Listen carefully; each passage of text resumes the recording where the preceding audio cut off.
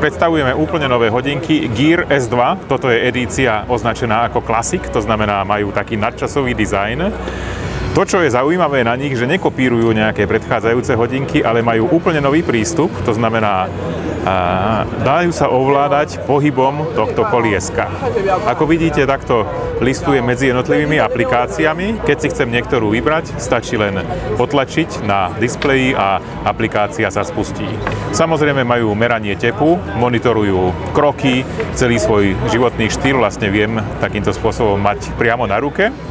No a čo je dobré je, že počas toho, ako listujem, tak si vlastne nezakrývam, ako pri nejakých iných hodinkách, ten displej. To znamená, že takýmto spôsobom viem ovládať tieto hodinky. Hodinky majú hrúbku 11,4 mm, majú dve mechanické tlačidlá, jedno je tlačidlo Home a jedno je tlačidlo Back. To znamená, viem sa aj takýmto spôsobom dostávať k ovládaniu. Vidím samozrejme, koľko je hodín. Ak chcem zmeniť ciferník, tak dlho podržím a môžem listovať medzi tým, ako vyzerajú tieto hodinky. Takže môžem si vybrať napríklad takéto a už mám úplne iný displej a môžem sa s tým takto pekne vyhrať. Keď sa pozrieme na tie hodinky, tak táto klasická edícia vyzerá naozaj ako luxusné hodinky. Máme kožený remienok, je vymeniteľný, to znamená, tieto hodinky sú kompatibilné s 20 mm remienkom, takže každý si môže vybrať taký remienok, aký potrebuje.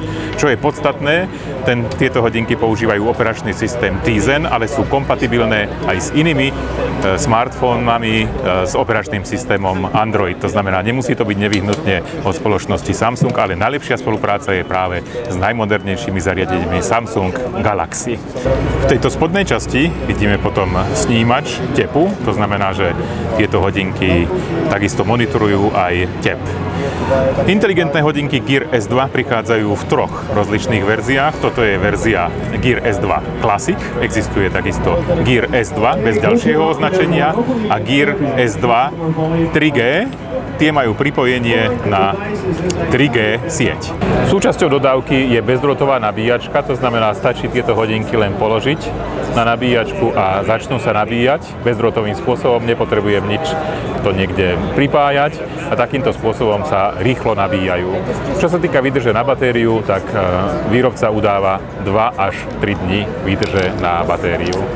Toto je priame porovnanie. Vpravo mám hodinky Gear S2 Classic, vľavo sú hodinky Gear S2.